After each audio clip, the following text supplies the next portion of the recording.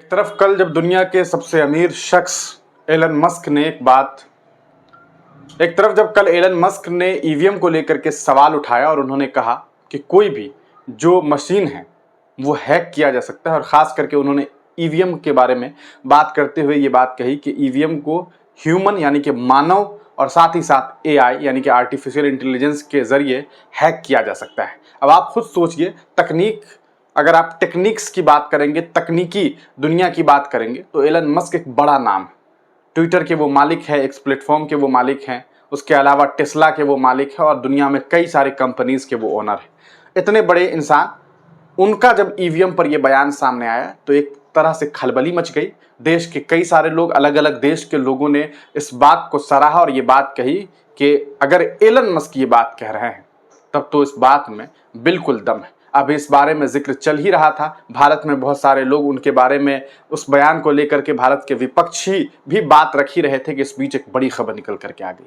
बड़ी खबर ये कि महाराष्ट्र में चुनाव में एक बड़े घोटाला की आशंका जताई जा रही है और वो तमाम खेल हुआ है ईवीएम से। जी हाँ, ईवीएम से, और ये गजब तरीके का घोटाला है। आप अखबार की सुर्खियों को पढ़ रहे होंगे, इस पर लिखा हुआ है कि वाइकर किन booked for counting day breach, यानी कि काउंटिंग के दिन एक ब्रीच होता है, एक तरह से कहा सकता है एक ऐसी चूक हुई है, एक ऐसी घटना घटित हुई है जिसके बारे में आप सोचेंगे तो आप कहेंगे कि ऐसा कैसे हो सकता है।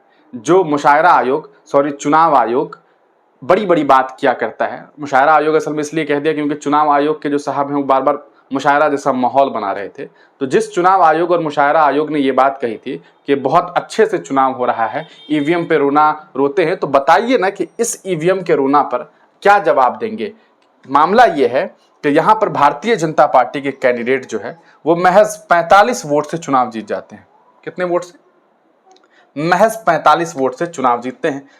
देखिए, 4,52,596 वोट आता है बीजेपी के नेता को और 4,52,644 वोट आता है आपको कांग्रेस के, बीजेपी के नेता को। तो बीजेपी जो है यहाँ पर चुनाव जीत जाती है। ये 45 या 48 वोट से चुनाव जीतते हैं। जी, तो अब देखिए इस मामले में होता क्या है। ये जनाब चुनाव तो जीत जाते हैं सिर्फ 48 वोट से, लेकिन क्या आपको मालूम है कि ईवीएम मशीन जो है उसका जो लॉक है वो अनलॉक कैसे हुआ और अनलॉक किसके द्वारा किया गया? इनके जो रिलेटिव हैं, गालिबन इनका भतीजा है, जो इनके जो रिलेटिव हैं, उस आदमी के मोबाइल में ओटीपी जाता है अनलॉक का। यानी कि इनके घर वाले, इनके रिलेटिव जो हैं अपने मोबाइल से ईवीएम को कनेक्ट किए हुए थे और यहां से आदेश देंगे तो अनलॉक हो जाएगा, यहां से आदेश देंगे तो लॉक हो जाएगा। तो खेला भी तो हो सकता है। ये होते कौन हैं और इनका घर का मेंबर होता कौन है कि ईवीएम का लॉक और अनलॉक अपने हाथ में रखेंगे और उसके ओटीपी इनके घर वाले के मोबाइल में जाएगा। और ये बड़ा सवाल खड़ा हो गया है। The Vanrai police have registered an FIR against Mangesh Vasant Pandilkar, a relative of Ravindra Vaikar, the Shiv Sena candidate who won the Mumbai Northwest Lok Sabha seat by 48 votes for allegedly using a mobile phone inside the center in Gurgaon where votes were being counted on June 4. अंदर mobile लेके चला गया। कैसे लेके चला गया भैया? Mobile ले जाना मना था, लेकिन इनका रिलेटिव मोबाइल लेके जाता है। The cops also booked Dinesh Gaurav in core poll portal operator within the election commission for allegedly giving his device to Pandilkar। यानी कि आप सोचिए ना कि आपने सारा हक और हुकूक दे दिया कि लो भैया तुम ही सब कुछ करो। तो जब आप सब कुछ दे रहे हैं तो कुछ तो वो करेंगे, और हो सकता है कि 48 वोट का जो खेला है। देखिए, 48 vote plot thickens, mystery man with mobile inside counting centre. आखिरकार मोबाइल लेकर के काउंटिंग सेंटर के अंदर कैसे गया?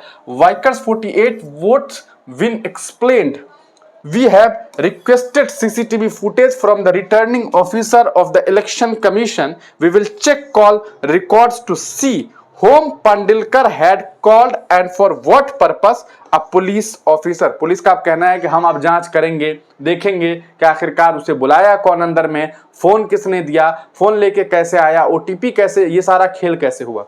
तो ये एक बड़ा मामला है और एक बड़े घोटाला की आशंका है। विपक्ष पूरी तरीके से अब इस पर हमलावर है और ये कहा जा रहा है कि ये जो जीते हैं 48 वोट से, इसमें खेला हुआ है। अब तो ये जांच का विषय है, लेकिन भारत के लोग तो साफ साफ इस बात से इनकार कर देते हैं कि ईवीएम हैक भी हो सकता है। भारत में तकनीक इतना ज़्यादा है कि एलन मस्क की भी बात को मानने के लिए ये लोग तैयार नहीं। अब तमाम लोग इस पूरे प्रकरण पर क्या कुछ सोचते हैं, अपनी राय कमेंट सेक्शन में जरूर दीजिएगा।